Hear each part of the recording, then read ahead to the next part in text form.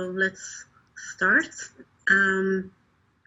So I first wanted to tell everybody why I wanted to invite Dan Winter to talk during this two-day festival.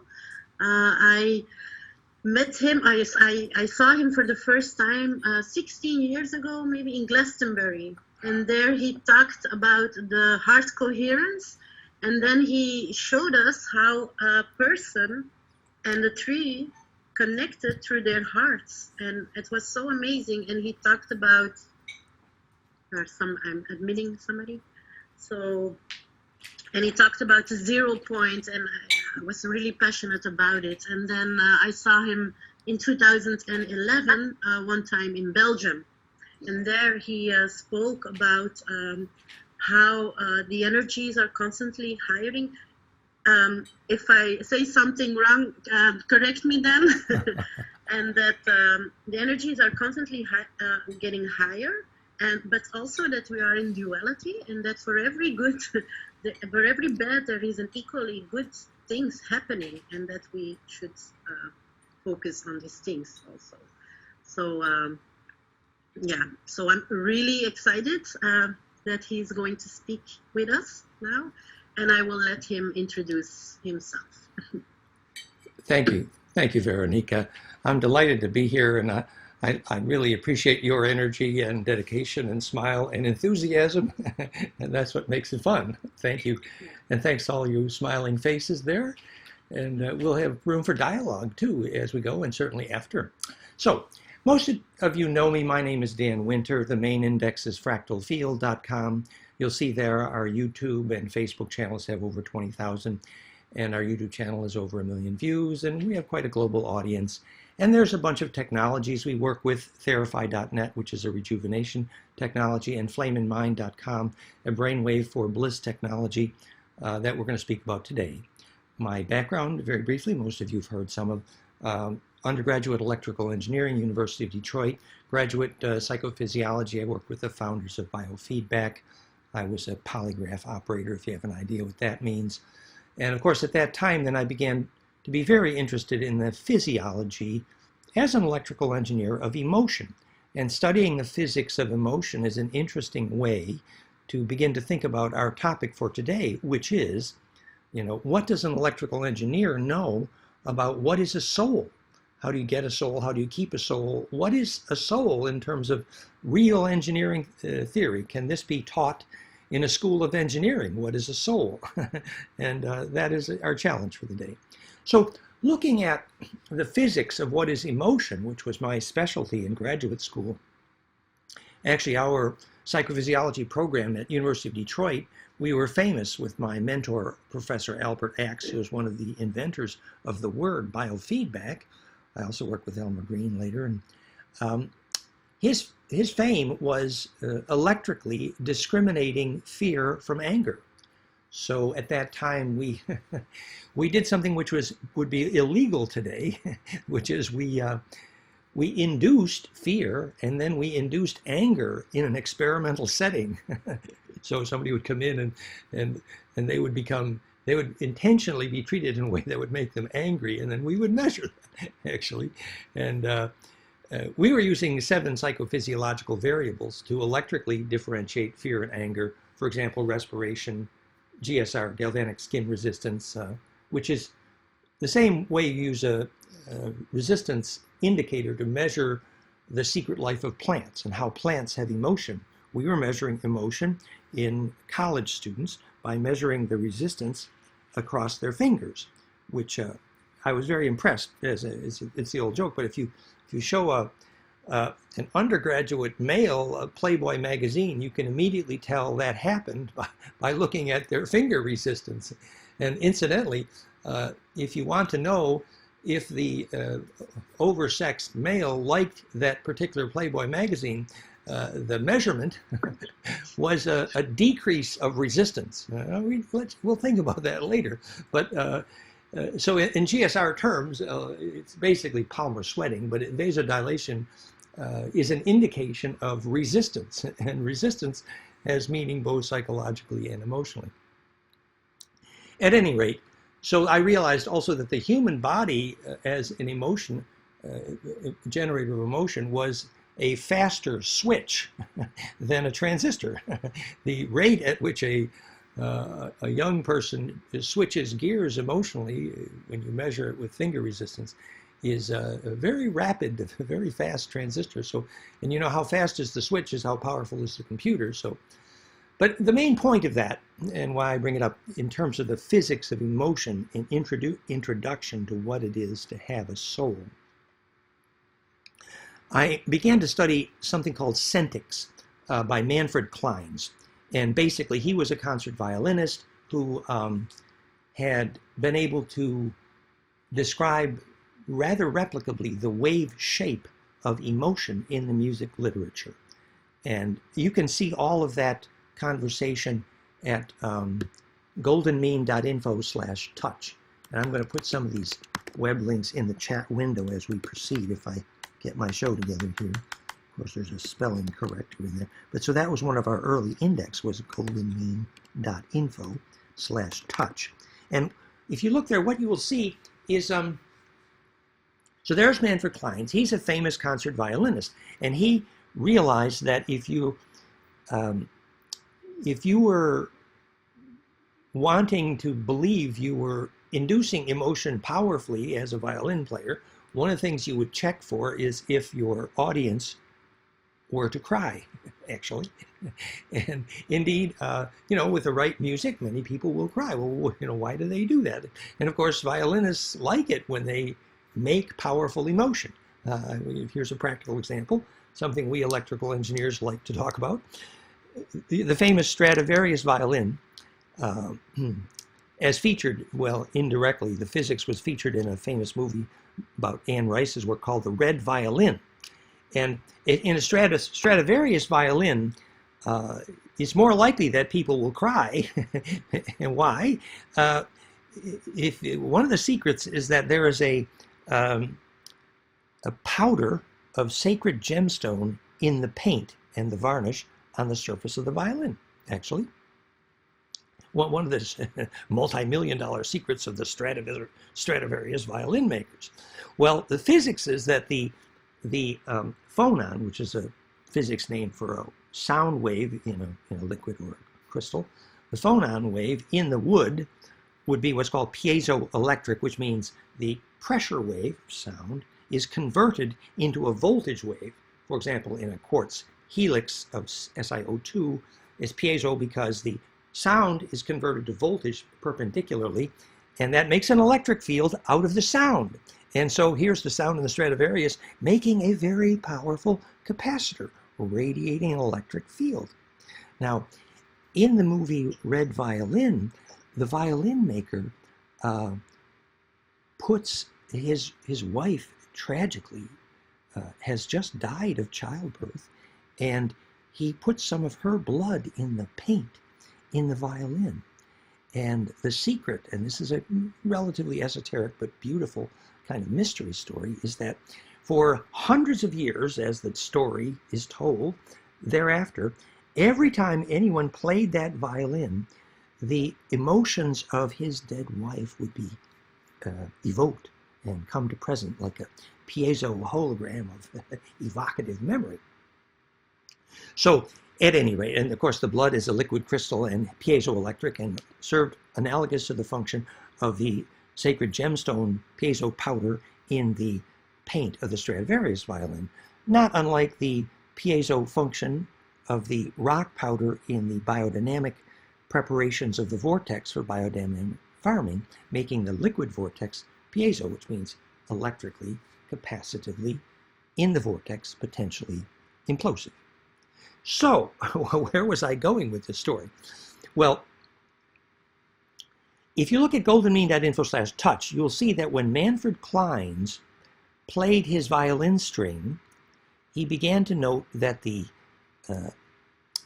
coherent emotion of someone who wanted to evoke specific emotions by intention, that if you ask someone to feel joy and then you tell them to touch, and specifically he measured the touch by having you press a button on a spring.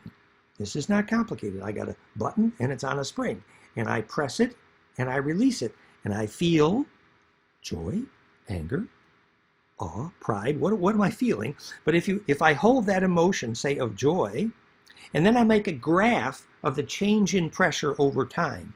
For example, if you would like to be highly skilled at giving love hugs, I mean, who wouldn't like to have that skill, right?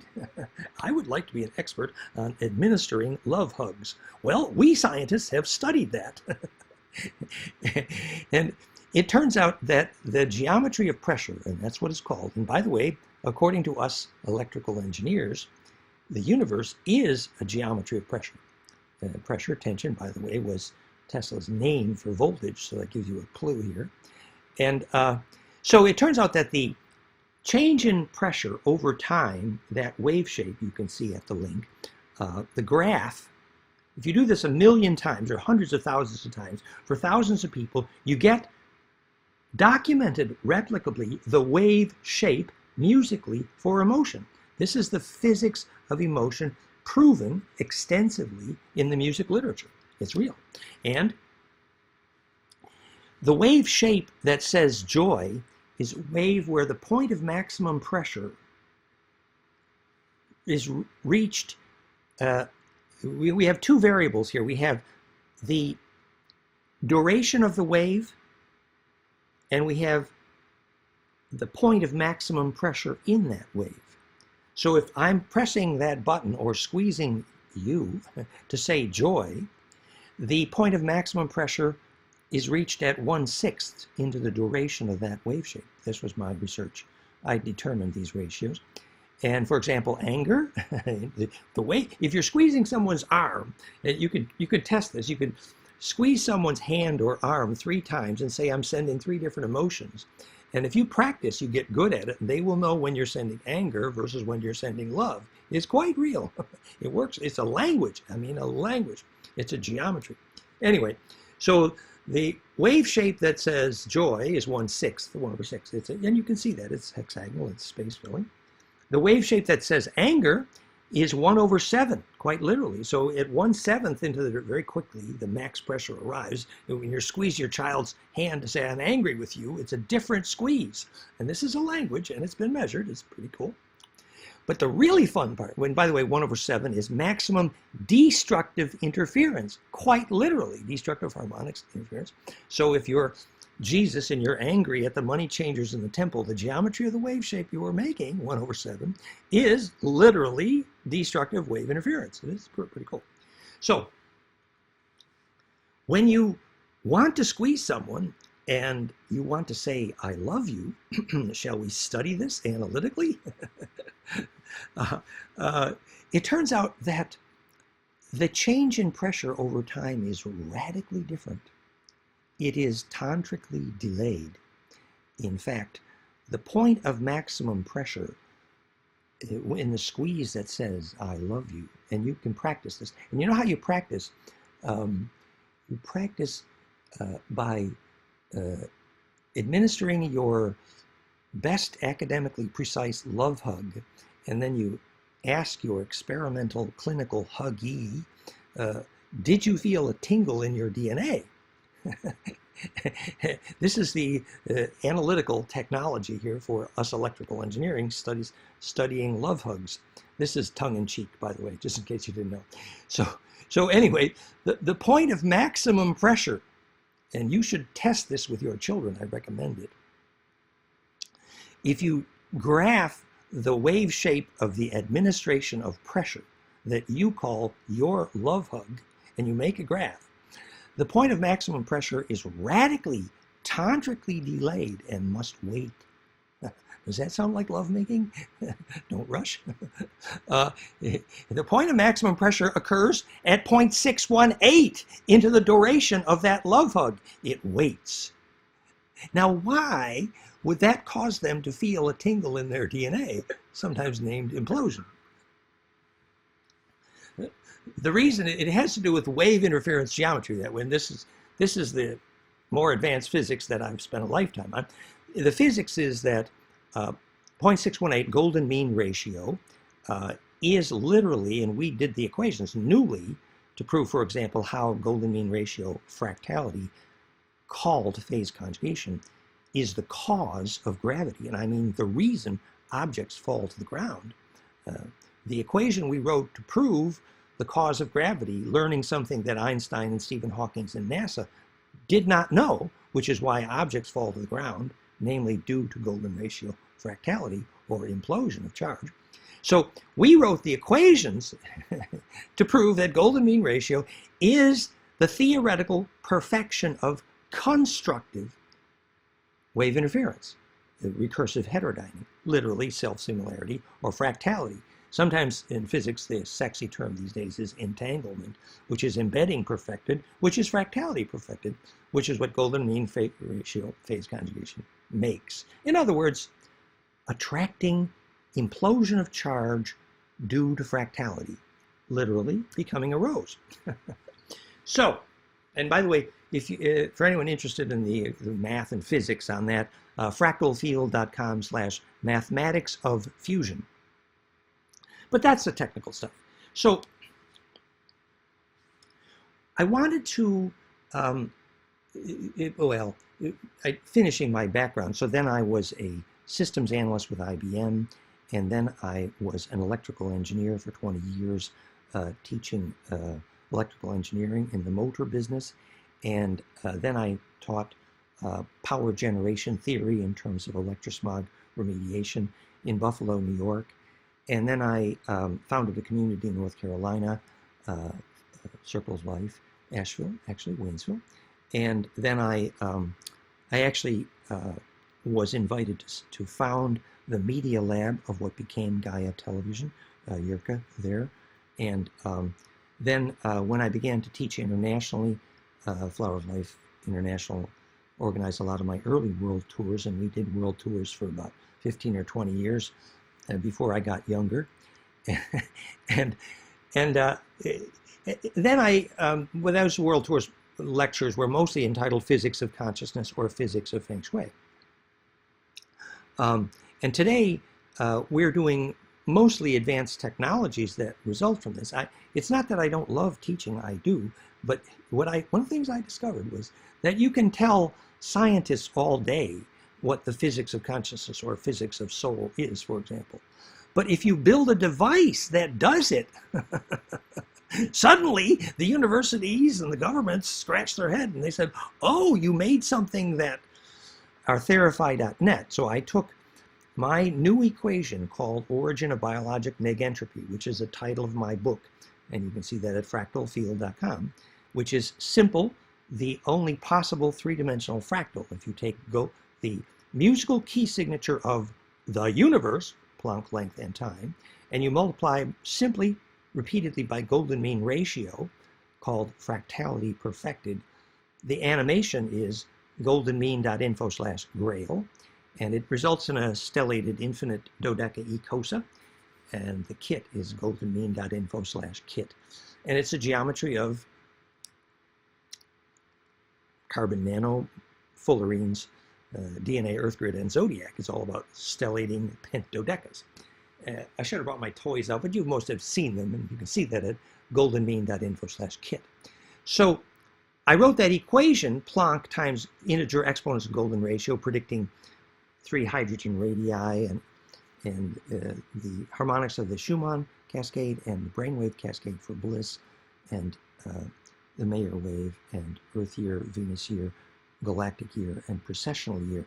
All of the harmonics that the universe uses to emerge from chaos into what's called negentropy or self-organization are predictable by my equation. And we took that equation, we put it in plasma, creating what's called time reversal or negentropy, and that is what Theraphi, T-H-E-R-A-P-H-I, Theraphi.net is, a plasma tech working for rejuvenation, pain reduction, and more in 25 countries today. And it's simply the right music to implode. The point being that what we do today is we make implosion technology, and we use that, in addition to obviously economic success, is as a teaching tool. For example, that plasma field from therapy.net is proven, and you can read the feedback there in Maya's story, to trigger lucid dreaming. And the ability to lucid dream is very much a clue to what we wish to figure out today, what it is to have a soul. Because we know the ability, in French, rêve lucide, to have a lucid dream, the ability to lucid dream is probably the best predictor of who's going to take memory through death. And if I were an electrical engineer wanting to know what a soul was, I would probably think one of the main indicators that you have a soul is that you took some memory through death. And we electrical engineers would like to understand, how was that accomplished? And that's what we're here to think about right now.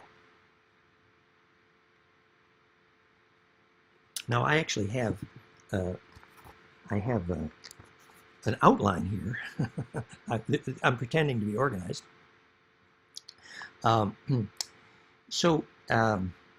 First point that I wish to make is that when you lucid dream or when you die, it is obvious that if you do it coherently, that you continue to see. Now, in fact, as an engineer, having examined probably tens of thousands of detailed reports, any scientist must agree that the ability to see does not require your head. Are we clear? Anybody disagree with that? Anybody that's done any out of body or after death or remote viewing or, whatever it is, obviously, from an engineering perspective, it does not require your head to see. So let's state that as a fact.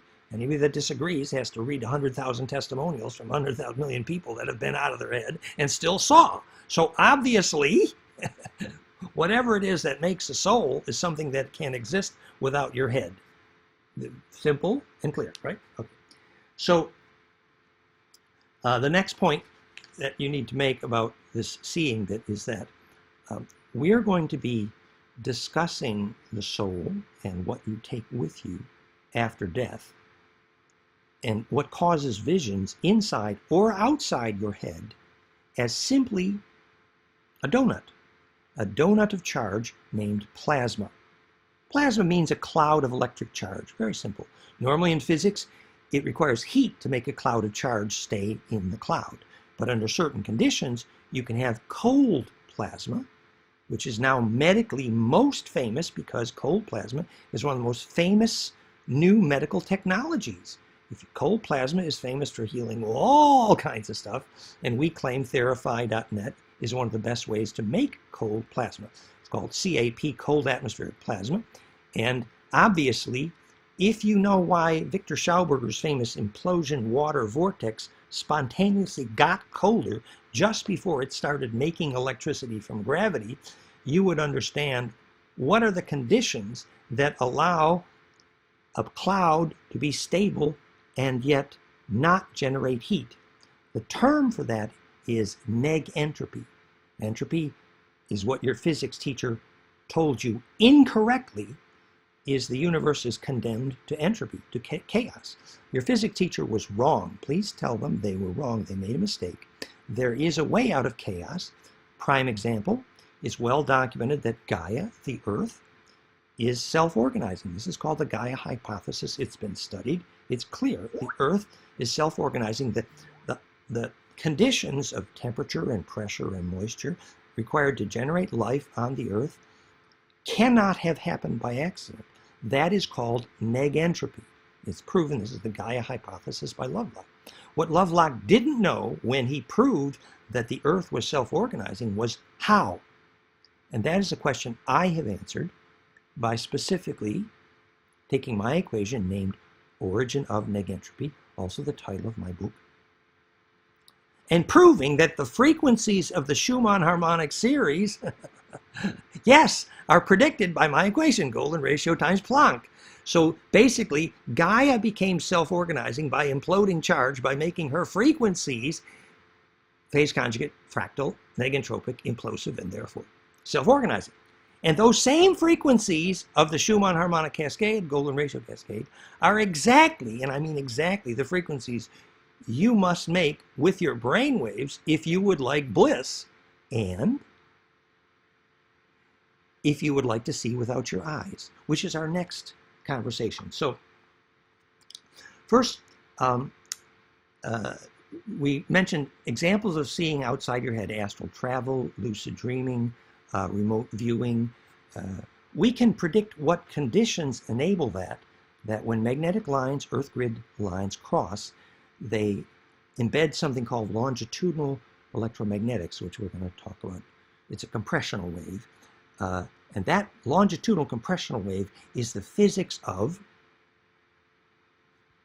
lucid dreaming, astral travel, remote viewing, and ancestral memory, communion of saints, collective unconscious.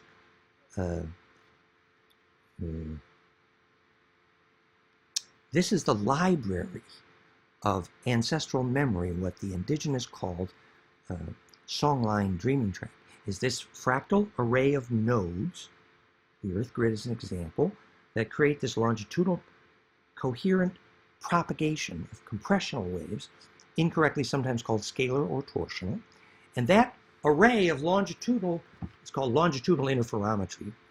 And that is going to be a prime principle that we need to think about in order to understand what it is to have a soul for electrical engineers, is how that compressional wave propagates, called longitudinal EMF, sometimes called scalar or torsional. Now, it's really easy to think about what a longitudinal wave is. Sound waves are compressional in that way. They propagate where the direction of propagation is parallel to the direction of compression.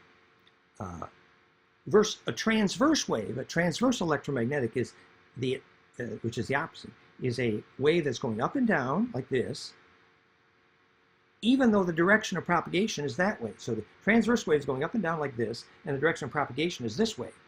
Whereas a longitudinal wave, the opposite, is you've got a compressional wave going this way, and that is a direction of propagation. And if you think about it, you see the coherent compressional wave is what has to arrive and compress at center symmetrically to enable things like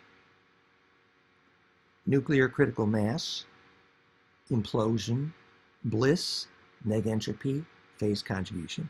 Obviously, if the wave's coming in going up and down, it's not going to compress the center symmetrically.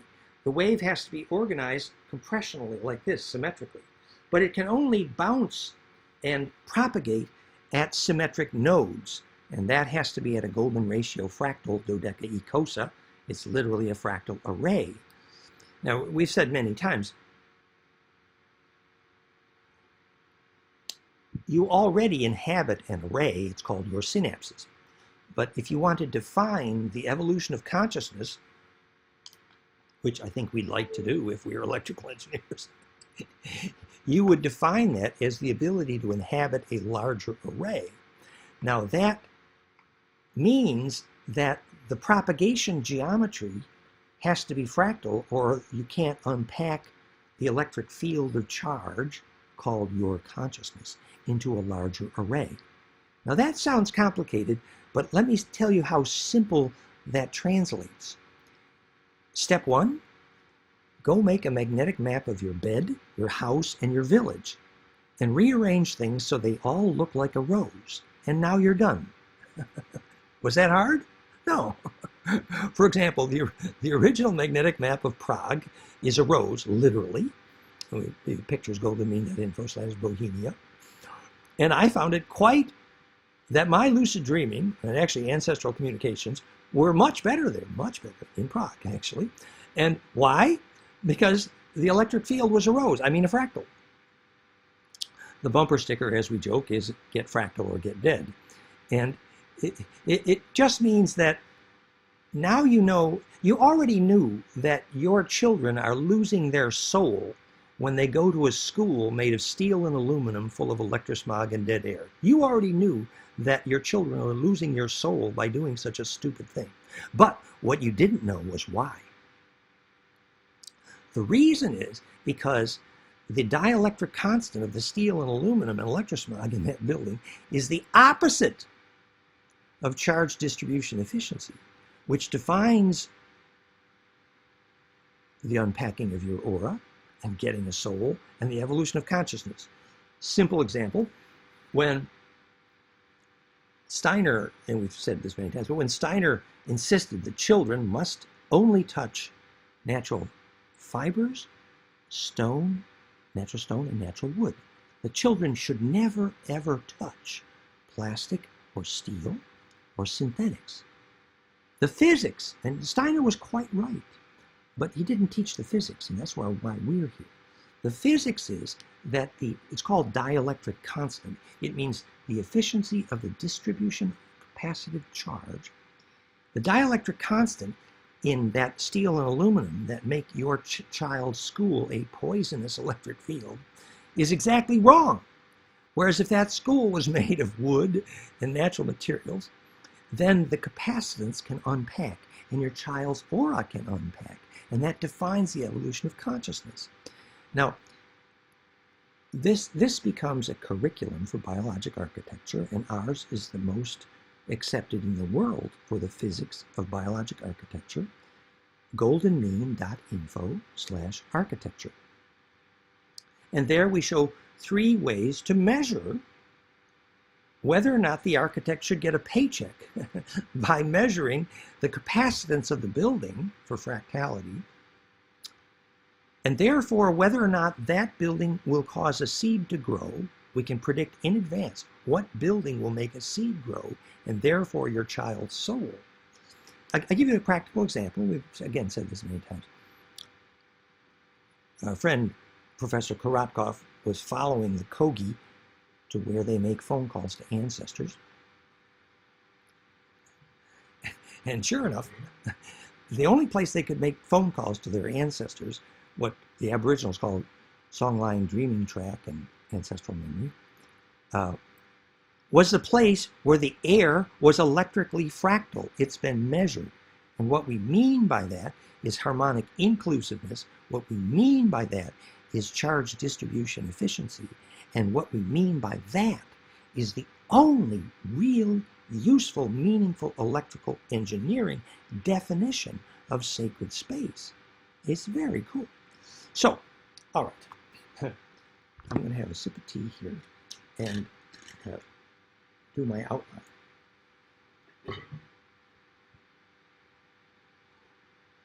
That was one of the limitations of my ability to fly around the world every year, is that after a while, your voice gets a little... Okay, so we talked about remote viewing. Oh yes, so we wanted to finish the question of what is the physics of vision. Because if we know the physics of what causes... Remember, it's clear, vision doesn't require your head. No. And it's clear, you can take your vision with you when you leave your head. There's millions of examples. So we'd like to know what vision is. And here are the clues for electrical engineers. Bill Tiller proved repeatedly that focused human attention causes electric fields to compress. This is the famous book. He's a great physicist and was a friend.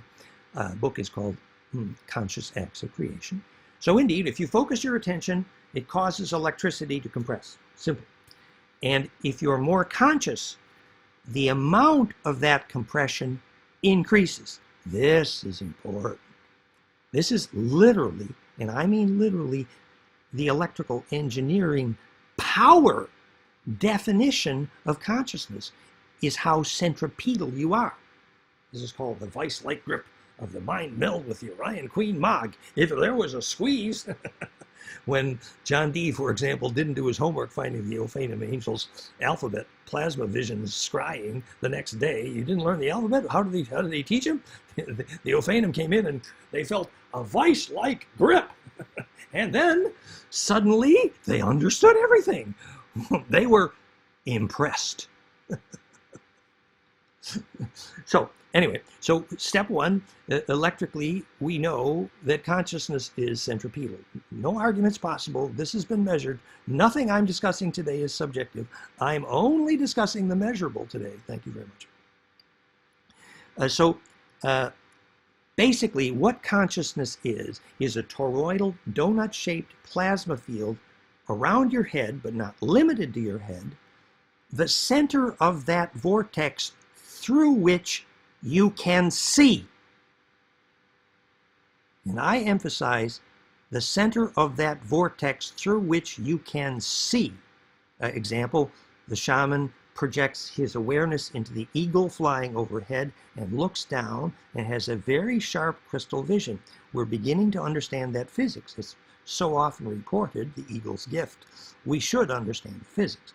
But I want to introduce that physics with measurement. So then we have been working for many years, and again, Korotkov helped us, Professor Korotkov, originally in the World Without Blindness project in St. Petersburg, when he first measured the physiological correlates of the children who could see without their eyes.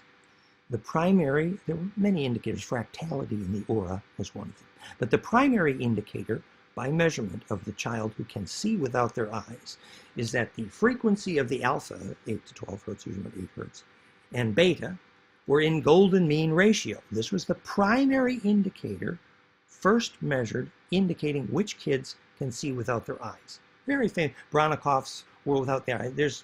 There's schools in most every country on the planet now teaching kids to see without their eyes. So we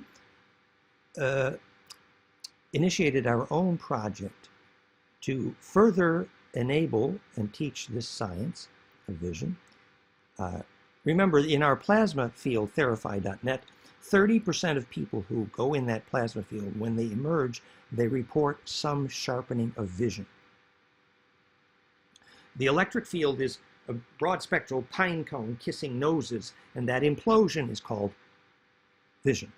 So, in fact, I was invited at the international lecture, and you can see the international lecture I gave to the Vision Science Institute on how we create vision.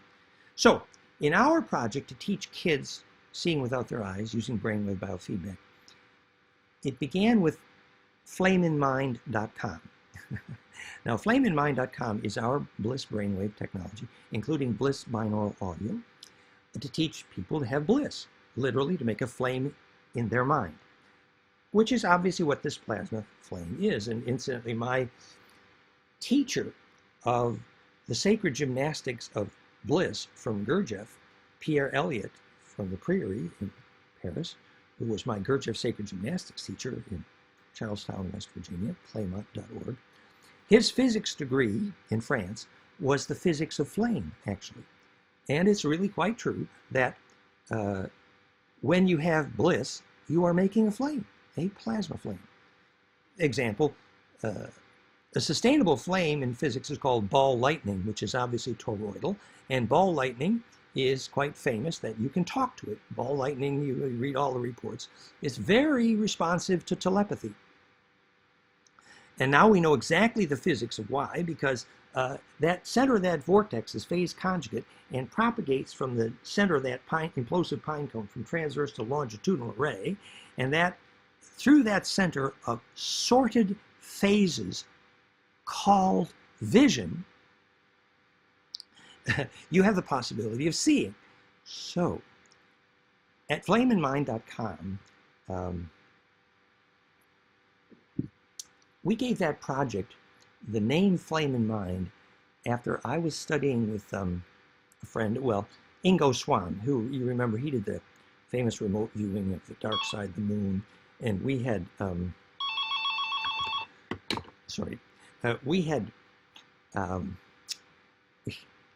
he was the one who, at Damon College, my friend Justice Smith had proven that focused attention repaired damaged trypsin enzymes. So those are the first studies done that focused intent was creating healing. We now know why. It's because it's centripetal, and that's cause of negentropy, otherwise known as rejuvenation or healing. So Ingo Swann was quite famous. Well, one time he was in a laboratory and they put a thermistor, a temperature sensor, inside a Faraday cage at a distance, And multiple times, dozens, many times, he was able to heat that thermistor at a distance with his mind through a Faraday cage, and it was measured many times. This was called a flame in the mind. Now, in electrical engineering terms, now we know exactly how and why that was done. This is not a mystery. This is not subjective. This is not a miracle. No, no, no. We are opposed to miracle worship because that causes religion wars. We are enjoying the blissful beauty and romance of physics here. The physics is that if you make a golden ratio cascade in your brain, which is implosive, you launch a longitudinal compressional wave. Now, the physics of the reason that compressional wave, longitudinal, can act at a distance, the only physics of all the spiritual phenomena, whether it's remote viewing or ancestral memory or healing at a distance, all this stuff, is called longitudinal interferometry. And basically what happens when the compression waves is traveling just compressionally, it can only bounce at a place where it exchanges inertia back into the heat-containing transverse EMF. It can only do that where the vortex bounces to center, which is only at the nodes of the fractal array. There's thousands of them in here, Dave, he said in 2001. And so at the sacred nodal points of compression, the place where Bruce Cathy measured reduced nuclear critical mass at the fractal nodal Earth grid array dodecaecosa. This enables action at a distance. Things that enable that longitudinal coherence embedding are sunrise, sunset, the physics of Agnihotri, and what they call the four directions of sacred space, because the indigenous idea of four directions in physics is called how you phase conjugate lasers. That has to be a square, basically. So that's where the vortex can line up and the longitudinal wave of coherence can bounce.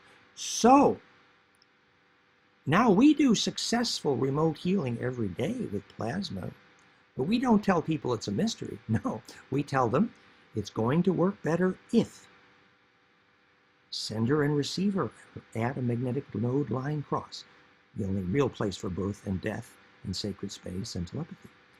If it's done at sunrise or sunset, equinox or solstice, everything that makes the right angle physics necessary of implosive compression for what's called longitudinal embedding, the perfection of entanglement, named phase conjugation. So we can teach the physics of how action at a distance works. Einstein, for example, was ignorant, sadly, and called action at a distance spooky. And it's interesting, because he didn't know why objects fall to the ground, that this phase conjugation creates charge implosion named gravity. He didn't know that the gravity waves travel as longitudinal interferometry, proven by Tom Bearden's equations, and you can see them all at fractalfield.com/vacuum energy. The point being that when Ingo Swann made that flame with his mind at a distance, we know how and why it works and how to replicate that condition and make it teachable. And that flame is what you take with you when you die, and is a pretty good introduction to the physics of what is a soul. So when we're teaching these kids to see without their eyes, you can see the entire project at flameinmind.com/outer vision, complete with pictures of the kids. Here the kids are blindfolded and they're playing Rubik's Cube and coloring books, and obviously they're seeing without their eyes. There's no question. And this is a very common phenomenon. Well, there's other, in Mexico, they have kids who see through their fingers, and I noticed after my Kundalini that I could see through the top of my head. Obviously vision doesn't really require your head. But the point I'm making here is when you ask these kids how they're seeing, here they're completely blindfolded, but they've entered a trance state. And one trigger for that trance state is imagine you're in beautiful nature. Your body flips an electric switch and you get fractal instead of dead. and you begin imploding charge, which is what you do when you're in nature. And so that trance state that enables them to see without their eyes is what we measure with our brainwave tech, flameinmind.com. It's an iOS app. It uses the Muse headset and the flameinmind.com software. And What we measured, replicably, extending on Karakov's work, was actually the brainwave coherence cascade triggers starting with the alpha, which is basically Schumann near 8 hertz, cascade up to gamma, sometimes called Tibetan gamma, and that cascade of frequencies will either be octave or golden ratio, and we understand why, but you don't want all the details right now. But anyway, their brain waves start to implode, and when you ask them how they're seeing, they say, oh, yes, I got in this trance state, I'm all centered, and then they say, oh, and then they say, a little vortex tube opens up inside my head, and then they orient their head inside their blindfold, and then they look through the vortex tube. Every single one of those kids has the same description of how they're seeing without their eyes. They're looking through a vortex tube. Do you think that's a clue to the electrical nature of vision? So a vortex, perfecting the vortex, everything about physics, everything about alchemy, called non-destructive compression. The answer to every problem, non-destructive compression. What is the geometry of non-destructive compression is forming the perfect vortex. How did the Vimana Nazi bell fly? Forming the perfect vortex. How do you make gravity? Form the perfect vortex. How do you make negentropy? Form the perfect. How do you make vision? Okay, so this vortex of charge appears inside their head. They're looking through the tube, and then they're coloring their coloring books and looking at everything, and you know they're navigating without their eyes. So we now have a pretty good evidence of what this plasma donut is. That is the center from which you see. It's a compressional longitudinal implosive node of embedded nest of plasma donuts. And that's how you throw your weight around. That's why your aura starts getting bigger when you have bliss. So, now, so the next section is entitled The Soul as a Longitudinal Wave. A practical example we mentioned is that when Kanzias famously had this glass of cold water, and you could light a match and the cold water would burn beautifully every time. And the frequency that caused that was a radio frequency which was predicted by my equation for hydrolysis. It's 0 point energy. But it would only work if the antenna that broadcasted that was longitudinal, which is compression. So that's a practical example. In having a fractal array, we talked about ancestral voices. Now, let's get some more colorful, practical examples of ancestor voices and how that evidence is consistent with the physics we're proposing for what is a soul, which is this compressional, longitudinally coherent plasma donut, which is enabled to propagate by fractality and begins its life by fractal implosion. Remember, our physics class on the physics of ascension and access to higher self, those videos went viral. You can see our fractal field YouTube channel with over 1 million views at fractalfield.com, the fractal field YouTube channel. And short summary, 1-minute summary of what is the physics of ascension. That when that golden ratio cascade in brainwaves and coherent in the EKG, I invented the term heart coherence because I invented the mathematics of measuring that, which you can use to measure Tantra and love at realheartcoherence.com. That's a 2-channel EKG preamp, which will teach empathy and Tantra by measurement, because you can see when the heart coherence goes up, the second order power spectra, which is how I invented the term heart coherence, which I'm credited for in the literature for inventing, is a lie detector, because your heart doesn't sing unless it's a perfectly shareable wave. That fractality is the definition of pure intention, a perfectly distributable and therefore shareable wave. And so if you don't speak your truth, if he says, will you marry me, and the heart coherence didn't go up, that's a lie detector. It works. You can use it instead of kinesiology. It works very well. Realheartcoherence.com. Anyway, where we were going with this was in the preparation for death. The physics of death is a pretty good instruction in the physics of ensoulment. And we know a lot, a huge amount now for electrical engineers about the physics of successful death. Remember, we define successful death as the ability to take memory through death. And that article, you see, he put it at the top of the comments field there, goldenmean.info/immortality. So the soul is this plasma donut you take with you and continue to see in lucid dreaming and during death. And evidence that our theory of implosive compression is the physics includes the following.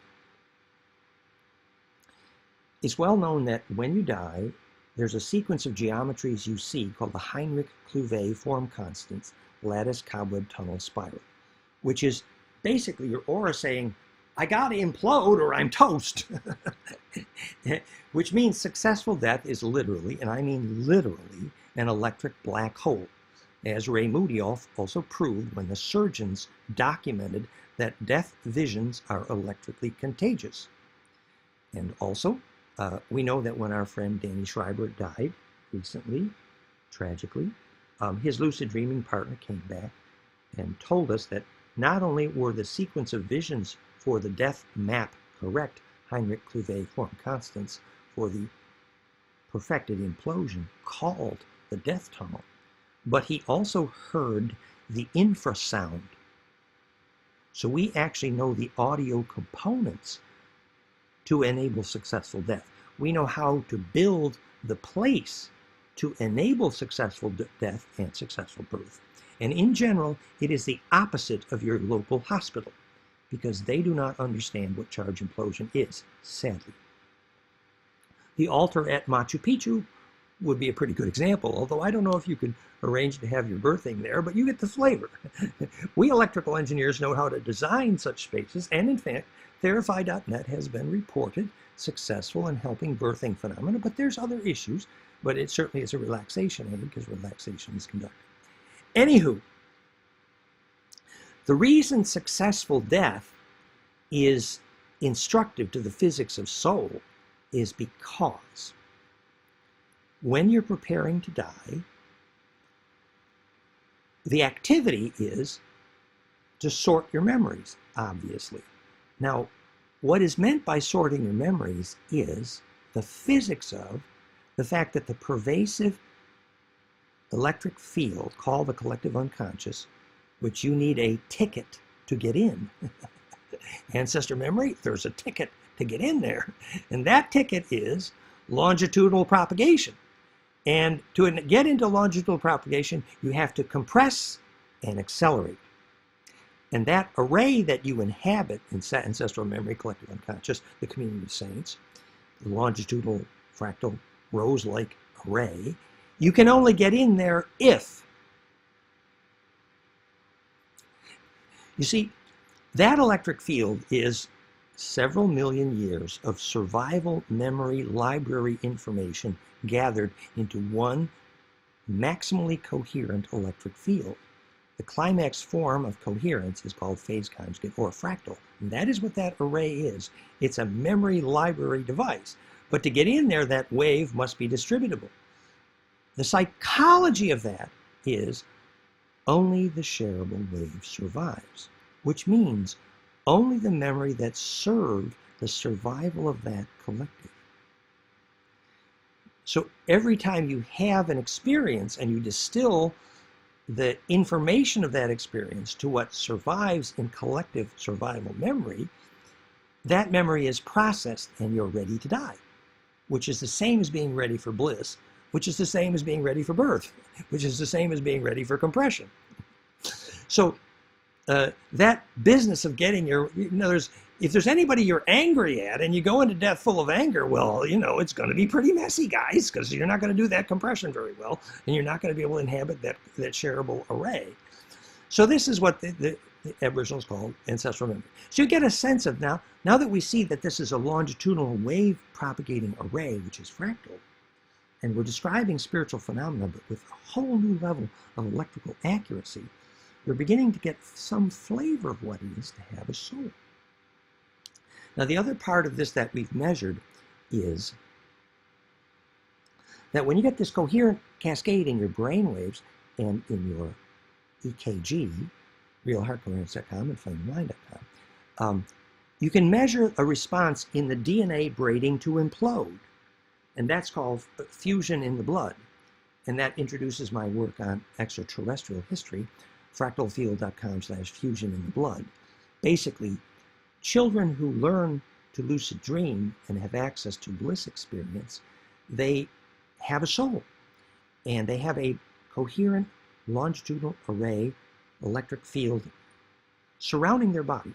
What New Age woo-woos call 5D and 3D. What they mean is the successful compression of the superposed axes of spin symmetry named the next dimension. When these superposed, for example, a cube, let's call it 3 spins, tilted 32 degrees, rotate, blink 5 times, you have pentodeca. Now if you rotate that down, the helix from the 4th to the 5th axis of superposed rotation, you have the helix precisely mapped to what is DNA. This is all at goldenmean.info/DNA manifesto. Now, if that 5 superposed spin symmetries, a dodeca ratcheting down a helix, the map of one thread of DNA, in the presence of love, literally bliss, you can measure, and I mean measure, the DNA helix will braid and recursively braid and braid within the braid on the braid until the plot thickens. I mean the DNA thickens. I mean the DNA actually becomes toroidal. I mean Lord of the Ring. I mean, you see all the pictures there at goldenmean.info/DNA manifesto. So the process of getting a soul is actually the process of sustaining bliss. Now what we explain at fractalfield.com/fusion in the blood in terms of ET history is that all the ETs, who are messing with humans and, parasitic, a lot of like the Greys and the Pleiades, the reason they're messing with the humans is because they lost the ability to have a soul. The subject of this lecture. Now, obviously the humans on Earth, there's tens of thousands of humanoid species in this galactic sector. So our technology, that's kind of boring. No, the significance of the DNA library that is Earth is which kids are going to have a soul. That's our ticket to the emergence from Star Wars. Literally, the Orion Wars, the only way out. And again, we've said many times, the Greys, who were paid by the Drax, long story, for abducting after the Greada Treaty, they only took the lucid dreamers. And the reason they took the lucid dreamers was because they were the ones who had a soul. How did they get a soul?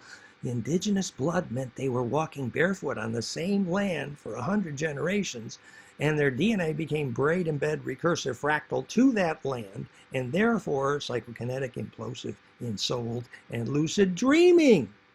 So the DNA library that is Earth, the value is our ticket, our little value added to our humanoid species here on Earth is continuing to have a soul.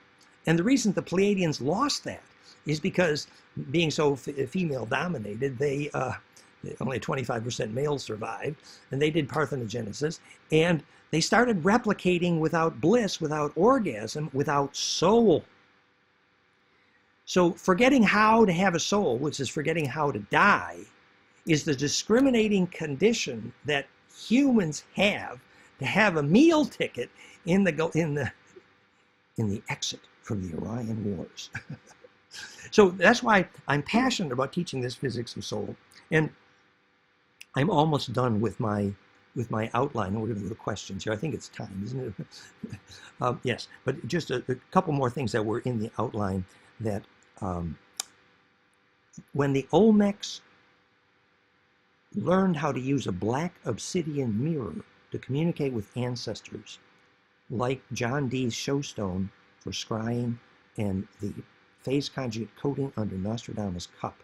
The reason that black mirror enabled ancestor communication is phase conjugation. And also, George Meek's famous radio series, Radio Communication with the Dead. That's another measurement of why phase conjugate interferometry is the physics of ancestral memory and soul. These are other examples. And this was consistent with what my recent lecture on how you access the higher self. And just the last example here, in terms of the rapture, when this famous series in Christianity, You Do Not Want to Be Left Behind, the reason the guns will melt during the rapture is because anything that has the wrong dielectric, like metal guns, experience heat during charge compression. And there's a whole other aspect of that, of how the moon was used as a frequency fence for the quarantine. And now that the quarantine from the moon nuclear frequency generators decayed, the moon is hollow in metal, built by the Andromedans, and used originally in quarantine of Dracos here, and humans got somewhat trapped. But the point is that as that frequency fence decays, the humans begin to increase lucid dreaming, the beginnings of the rapture, this implosive compression. And it's true that those who are ready for bliss and death can experience that compression, called the rapture, non-destructively, and begin to see through the fractal. But those who are not ready for being perfectly shareable, an experiment in being absolutely shareable means literally, what would your life be like if you did not need a secret? Okay, I'm ready for questions. So, thank you. Wow, so inspiring. What was the last thing you said? If you don't need a secret? Well, see, at death, obviously, the last thing you can take through death is secrets. And the first thing that disappears after implosive compression is secrets, because that's what being a perfectly shareable wave is. In fact, the collective unconscious electric field is the definition of it being impossible to have or want a secret. Imagine if your life was such that you didn't want the possibility of a secret. Is that the opposite of society as we know it today? Hello? Yes. Wow, it was even more than I suspected. And I want to ask a very personal question. Please. So I already told you before that since I was born, since I can remember, I traveled, I could do all these things for a long time. But then something happened to me, and I was abused. And then this trauma came in my body, and it felt like I got hijacked. So I couldn't do all these things anymore. Yes.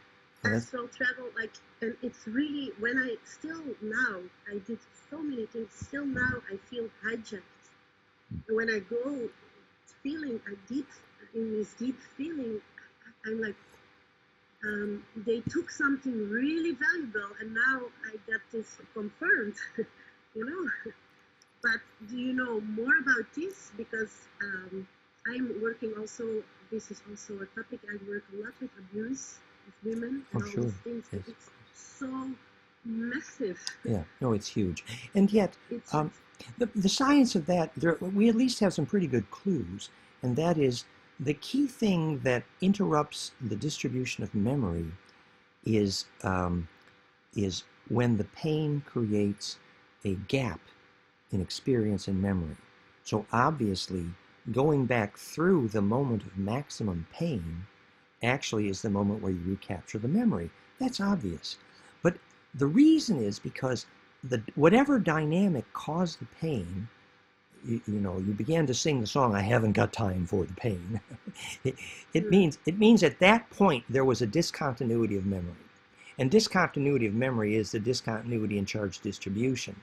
So obviously, and that means all of the painful memory of the intent of the pain of that situation, like it's very closely related to needing to forgive, because everyone involved in that pain, you would need to understand them so completely that you could forgive them because you saw the pain in them, et cetera, et cetera. It's all done with mirrors. And eventually, you hold the big picture, then the charge propagates right through that fractal, and then there's no discontinuity of memory. That's really nice to hear, because I already really young knew this, and so I talked with this person, and I actually forgave him. But then I got older, 18, and then people started to tell me, no, you need to be really traumatized. You need to be really angry at him, you need to go in processes. And then I got like in a life story of people making abuse of my abuse. Yeah, you see there you go. See, you naturally had forgiven him, and you were like radiating, and then people say, "Oh no, you should still feel that pain." No, once you've processed it, you don't have to feel it. That's the point. Exactly. Wow, this is really big for me to hear. So I'm really thankful. I will give other people the chance to. Your smile is really big too. Yeah, I'm very happy. So, shoot. Do we have other questions? Let's see. Anything anybody else wants to talk about? Was there a happily ever after? Yes, go ahead. Oh, unmute your microphone. Monica, your microphone is muted. Wait. Oh, yeah, wait. I will ask to unmute her. Yeah, Monica had a question, I think. She pushed the wrong button. Yeah, I think Monica pushed the wrong button. Ask to unmute, but it's working. Anybody else with a question? I have a question. Go ahead. Yeah, I have a question too. Yes, first of all, thank you very much. It was super interesting. It was sometimes a bit too much for me to process, to comprehend, of course, and I think I'm not the only one, but I feel that totally doesn't matter, because the essence of your message is all about bringing, let's call it, spirituality, consciousness, light and healing, bringing it through a scientific perspective, and to bringing it all together, making it very, very real. Hearing you talk about the soul and kids and lucid dreaming, it really gives me hope and energy, and I feel eager to put this into practice. And this is my question or suggestion: how do you practice this in your life? Letting go of all the scientific terms and explanation. I mean, very, very practical. Like I can see meditating, I can see prana yoga, like breathing. I can see going with your kids in nature as much as possible, being yourself in nature as much as possible. Yes. I mean, how can we feed this this positive, constructive frequency in ourselves and benefiting to the bigger picture? Thank you, dear, for your enthusiasm, and you're right on, of course. Well, you know, if you're interested in my story, we just made a professional video series on the physics of and biophysics of Kundalini, and in which is my story, Gurdjieff School, sacred gymnastic, and my first bliss experiences. That film series is at goldenmean.info/Kundalini. And basically, I was fortunate. You know, I was double Scorpio and 21 and just out of graduate school, and began to have bliss experiences because I was doing intense sacred gymnastic at George Washington's nephew's pig farm, claymont.org. And so I began to have intense Kundalini experiences. But at that time, I was adopted by Ben Bentoff, who wrote the book on the biomechanics of Kundalini. So instead of calling this insanity, we called it bliss. Intense bliss experience, which is, it's very much like inhabiting a lightning bolt.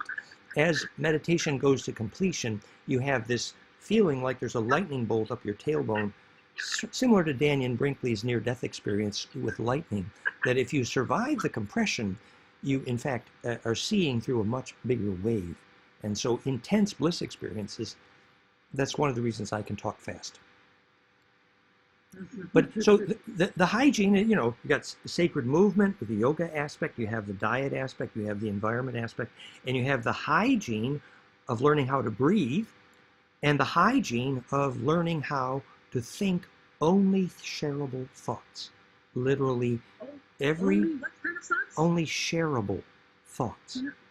Which means every time you're responding to any situation in life, you think to yourself, now what's the pure principle here? what's the lesson for all of, What can I share yeah, in the exactly. collective? Yeah, what's the Yes, collective yes. lesson here? And you distill every Yes, yes. experience to its essence, and then it's compressible, then it can enter the lucid dream. Beautiful, Yeah. beautiful. Thank you, Dan. I think Monica also had a question. Monica, we will unmute you. You can unmute yourself again. Unmute. Dus uzelf spreekbaar maken. Yeah, Monica, your microphone is showed mute. Yes, she's going to do it now. Yes. My question was regarding birth and how the soul comes in. Is there something you can say to that too? How the soul comes in, you mean at birth, for example? Aha. Yeah. Well, let's use something very practical.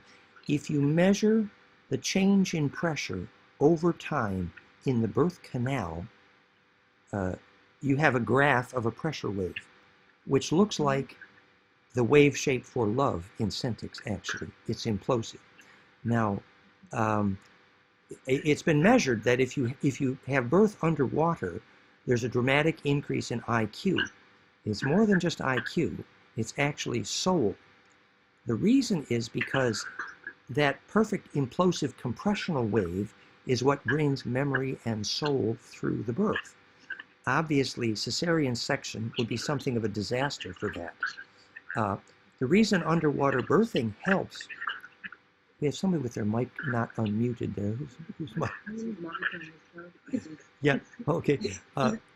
But the reason that underwater birthing increases IQ and soul during birth is instructive because the dodecahedral skull bone unpacking geometry needs contiguity of memory. So if the rate of change of pressure on the skull bones is more gradual and therefore contiguous, there will be a dramatic increase in not just IQ, but the continuity of memory called soul. So the underwater serves the function of making the rate of unpacking less discontinuous, more continuous. And so that change in pressure it's related to how the sacrocranial practitioner will do a skull bone adjust in a newborn baby to get that unpacking. So literally, it's about perfect packing and then perfect unpacking.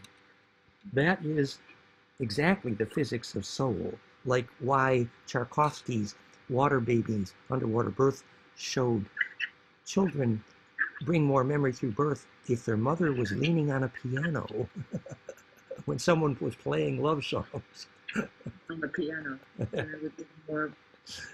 So obviously, you know, the whole story of the physics of rebirthing, and then also, you know, how rebirth, profound John Diamond rebirthing, the placental extract, belly of the surrogate mother, hyper breathing to the point of tetany, all of these are recreating the compression conditions to bring memory through birth. So that's just one subject area there. But, you know, in the ancient times, Arthurian times, the grandparents were present at the wedding bed, and their attention. You see, that's how that ensoulment increased compression during the conceptual orgasm, what the Pleiadians lost. By not having orgasm for incarnation is the beginning of the end of soul. And that's, let's just call it the Monsanto mistake. It's also the Pleiadian mistake. Thank you. Wow.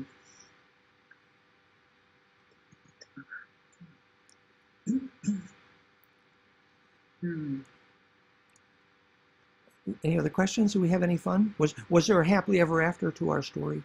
I think there was. Go ahead. It's a post that I read on Facebook. It was a while ago. You spoke about vaccination and how vaccination interferes with soul too. Was that correct, or my?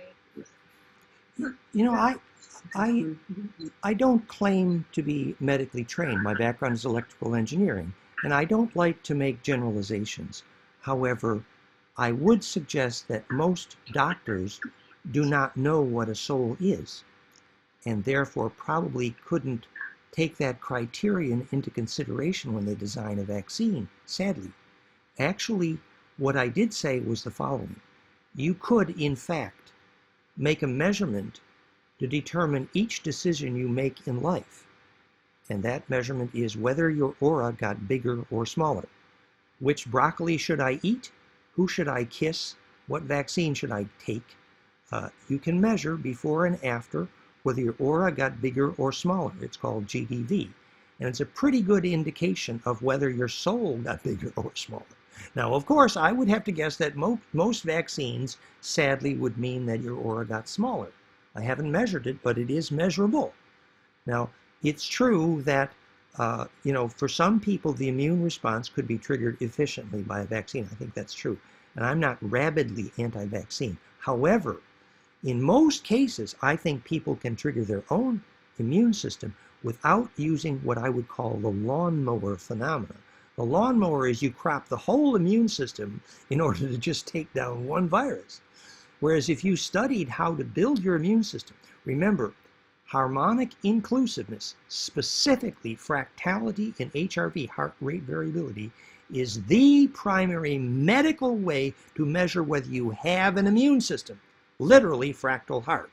Now, once you understand that, how your immune system has grown, you can take the steps to make your immune system. In fact, I had COVID. I definitely did about a little less than a year ago. And I was down for 3 weeks, bad, actually. And the Therify plasma was tremendously helpful to me. But also, I did the Artemisia and, of course, the vitamin D. And I built my immune system back, and I'm happy that I did. And I feel wonderful, actually. So I would recommend that people consider working on their own immune system in a natural way and being very cognizant of the fact that they may not need these things. But I don't mean to take a political point of view here, and I don't claim to be medical, but I do say that you can measure whether your immune system benefited or not. And I challenge the vaccine advocates to measure immune health before and after, and aura measurement, GDV, is one way to do that.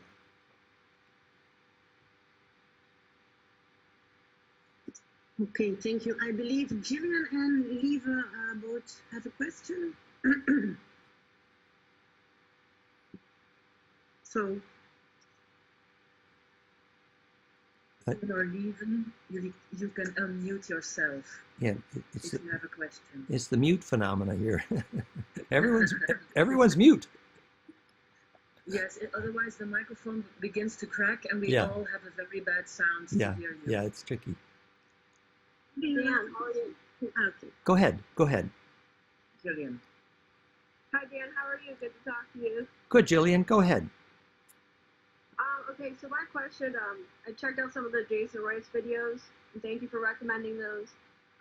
So in one of the trainings he talked about for outer space, he worked with nanny enhancements. So I'm just wondering if you have like nanny enhancements or anything, nanny or anything like that makes you superhuman. What's the effect on the soul and the effect of the soul in outer space? For those who didn't know, Jason Rice is one of the famous teachers on Gaia TV, passed polygraph and hypnosis tests for truth, and talks about the secret space program. And what Jillian is referring to usefully is about his reference to nanites and implants to empower and gain skills and qualities. My field is carbon nano, and you can read about that at fractalfield.com/cold plasma. But basically, the nanomaterials that I'm working with, the carbon, for example, when it unpacks, it grows into a dodecaecosa called fullerene, which is the hottest subject in all of chemistry because the center is negentropic. Now, obviously, these implosive nanomaterials can, and people are taking C60, which is still experimental. I'm not sure I recommend it. But this is an example that the plasma field generated by nanomaterials are identical to what in the secret space program they call the medbed, which is a rejuvenation chamber, which is very analogous to what Priory did healing thousands of cancers in France, which then became Therify.net, my invention successful in 25 countries. It's literally a medbed. Now, this is an example of a conjugate implosive field like a nanomaterial. But now he's also referring to nanocircuits and things that are implanted in the blood. And my particular prejudice is that a lot of those nanite activators in the blood are crafted by those who do not know what a soul is. And actually, you know, if you remember Luke Skywalker when he went deep into nature so that the Force could be with him, I don't think he needed nanites for the voice, for the Force to be with him. And that's pretty good introduction to the physics here. So, and later, actually, it was Randy Kramer there in that same series who started a GoFundMe to make the medbed, the rejuvenation chambers, which then he aborted when he realized that we'd already done that, truly. So that's a big story, but it starts at fractalfield.com/cold plasma. And now I would just say to you that when you have pure enough nanomaterials and you rotate them, you get both energy and propulsion, which makes every other energy and propulsion on this planet look like the Stone Ages, and we are in the Stone Ages. And then, like, what about the soul in outer space? What, like the measurements of the soul in outer space? What happens to your soul when you go, like, people go into space? Or well, I'd just like to give you something to think about there. If you study the ceiling at Dendera, it is obviously a very clear map of the galaxies, the spiral galaxies array. Now, someone in those pre-Egyptian, pre-dynastic times must have been lucid dreaming clearly enough to have seen the star map. That is when their body gets large enough. Remember, every single physicist in plasmauniverse.com believes in angels. This is plasma beings of interstellar proportion. That's who John Dee was communicating with, which then made the storm that took out the Spanish Armada. And in fact, you know, these plasma beings, which are interstellar, they're very intelligent. You can read the whole story with the language of their alphabet, which became the movie Stargate, a hypercube, at goldenmean.info/Ophanim. These are interstellar plasma beings who think that we are drunk because we don't talk to them, and we deserve to have tornadoes that are out of control until we do. So yeah, we got to grow up and inhabit stars. It's the only way to grow up. thank you.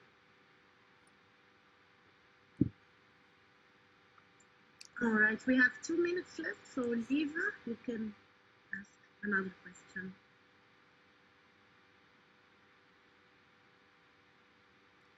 Do we have one more lady? Yeah, I think. Oh. I see my internet connection is unstable, so I don't know if I'm coming through. No, you look good. You look good. Okay. I had a question about the heart coherence. Mm-hmm. Because once upon a time, a very long time ago, someone gave me this exercise.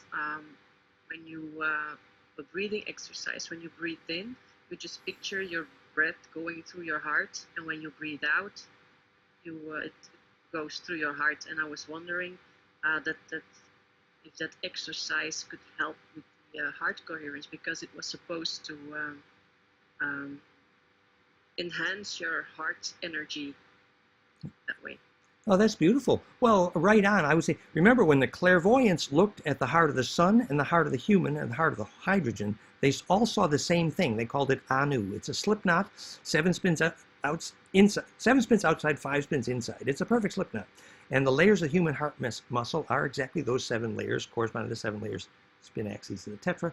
That's all at 7arrows.net, all the pictures.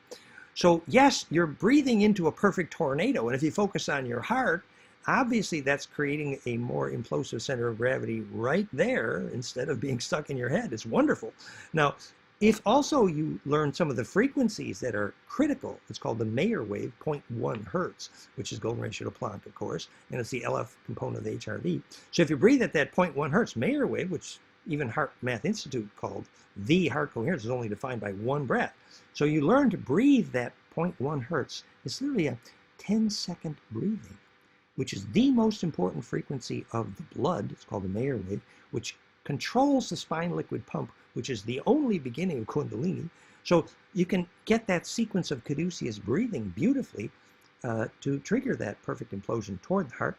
And that's all part of our HRV app, iThrive, ithrve.com. And yes, focusing that breath is the heart of the matter. Thank you for bringing it up. Beautiful. So I guess we're out of time, huh? Yeah, there's still one question, maybe really short, in the comments. Are you a non-dualist? Oh, say that again. I didn't hear. Are you a non-dualist? Am I? Well, it's very nice that people are thinking about the reunion of opposites. And from an electric perspective, the only perfected reunion of opposites, for example, when two lasers meet exactly opposing to phase conjugate and create the first time neg entropy had ever been measured and time reversal was ever measured in phase conjugate optics. So that was literally the reunion of opposites. So in my view, the only wave solutions, and everything's a wave, to the reunion of opposites is phase conjugation. Literally, when two pine cones kiss noses perfectly. And that, you can start that as a metaphor for a conversation about Tantra, or you can start that as a conversation for, you know, the philosophy of non-dualism. For example, some people, well, we have matter over here, and we have spirit over there, and you know, so the original religious fundamentalists, they don't care what happens to your body because your spirit is separate. That's a very sad form of schizophrenic dualism. So the non-dualism realizes the universe is composed of one single contiguous compressible media called charge, otherwise known as the ether. And the compression rarefaction of that is the plus and minus charge, literally yin and yang. And that propagates that infinite superfluid. And the reason we have DNA, radio, and soul is because how the longitudinal waves propagate through that as a fractal. And it is literally a language of oneness. It is literally the religion of oneness. It is a unified field. It is Akhenaten's dream. Okay, thank you. Okay, now our time is up. Thank you so much. Blessings, I was blessings. wondering if it's useful to post one more time your main websites where you refer to. Many times there's a slash and then something follows, a more specific topic, but it's mostly golden. Well, yes. So the main website now is fractalfield.com. And if you go to fractalfield.com, you see all of those indexes and all of our YouTube channels. And the original parallel index is at goldenmean.info. And incidentally, my email, info@fractalfield.com, you can communicate. And it shows there also our YouTube and Facebook blog. Thank you. Wonderful. Stay in touch. Okay, Blessings. thank you so much, Sam. I'm grateful for your invite. Thank you. And I love all your smiling faces. Keep smiling. That's the point. Yes. Okay. Take care. Goodbye, everyone. Thank you. Bye. Bye. Bye. Bye.